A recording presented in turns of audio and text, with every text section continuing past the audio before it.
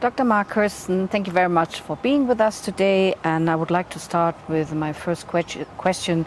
If you could summarize, what are the key elements of universal jurisdiction? So universal jurisdiction allows states to investigate and prosecute certain violations of international law, like international crimes, war crimes, crimes against humanity, and genocide, when they're committed in another state. So, for example, Kenya has the International Crimes Act, Canada has the Crimes Against Humanity and War Crimes Act. Both of those acts allow Kenya and Canada, respectively, to investigate and prosecute international crimes when they're committed abroad, irrespective of the nationality of the perpetrator and irrespective of the nationality of the victim. So why do we need it? And perhaps you can also talk about what are the benefits of it? I think if we look around the world, there's a very uneven landscape when it comes to justice and accountability. Some states are member states of the International Criminal Court, many are not. Many face geopolitical challenges. If we think about the situation in Syria, for example, when it was proposed that Syria should be referred to the International Criminal Court for geopolitical or just simply political reasons, Russia and China vetoed that, meaning that Syrians could not access international criminal law, at least not at the ICC. If one thing is true about international criminal law, it's that only some people in some places get justice some of the time. And what universal jurisdiction can do, at least when it's exercised properly and effectively, is help fill in some of those gaps, help address this very uneven landscape of international criminal law and foster greater accountability.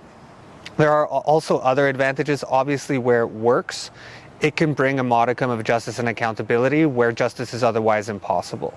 I'm mindful, for example, that in the context of Syria, there have been dozens of universal jurisdiction cases, all in Europe.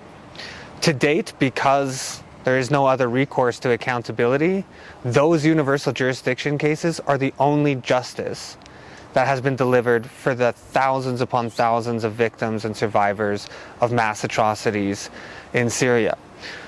There's also a hope that where universal jurisdiction is exercised in one case, it can help spread or spur international justice, almost like a contagion, that where you have one successful case, you may have multiple, or perhaps even better, a more comprehensive approach to justice and accountability via, for example, the creation of a hybrid court or some other internationalized tribunal to more comprehensively address international crimes.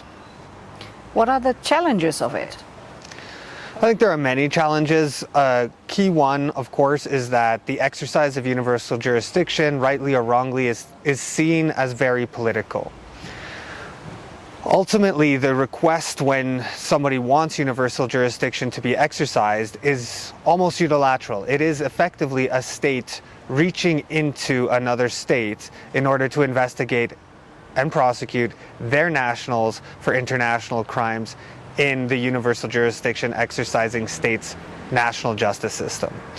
That's a big ask for many states, in particular those who are hesitant to do anything to dilute the principle of sovereignty. When the perpetrators are high level, not low level commanders or mid-level commanders, but perhaps members of government or high level members of a military or militia, of course there is other politics involved. We shouldn't be ignorant to the fact that perpetrators of international crimes are often making a great deal of money in their commission of international crimes or in related corruption or transnational organized crime offenses. Those people often have assets abroad, including assets in countries that may otherwise exercise universal jurisdiction. So those states need to be convinced that it's politically advisable and not just legally possible to exercise universal jurisdiction. Another potential challenge is the cost. In Canada, where I come from, the state exercised universal jurisdiction in two instances in relation to two suspects who were alleged to have committed international crimes during the Rwandan genocide. One was convicted, one was acquitted. But Canada effectively said it would no longer exercise universal jurisdiction because of the cost of transferring witnesses and gathering evidence from abroad. Now, that may seem like an insurmountable challenge, but increasingly it may not be. We are increasingly seeing a reliance on open source information and investigations to support the investigation and prosecution of international crimes. While it hasn't really gotten enough attention, we should be talking and thinking through how open source evidence and information can bolster universal jurisdiction cases, and we're already seeing the fruits of some of that in the context of European universal jurisdiction cases addressing crimes in Syria. And that's our last question regarding the promotion of universal jurisdiction. Can media play a role? So what could be the role of civil society, actors, and media? To date, or at least over the last few years, universal jurisdiction has primarily been exercised in Western states and especially in Europe. That's not necessary. I think it's very important that other states, including members of the Global South, exercise universal jurisdiction, in particular when crimes are being committed in their neighborhood. So, for example, you have Kenya that's able legally to exercise universal jurisdiction, and you have a large-scale violent political conflict in Sudan characterized by daily mass atrocities.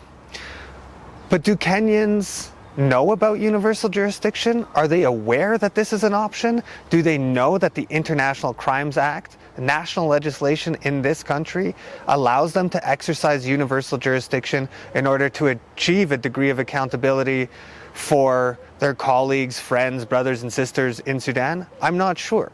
And so the media can play an indispensable role in highlighting the fact that universal jurisdiction is possible, that when alleged perpetrators of international crimes come to Nairobi to check out their hotels or to spend a couple of days of vacation, that the media highlight the fact that Kenya could, in this instance, investigate these people and prosecute these people under the principle of universal jurisdiction.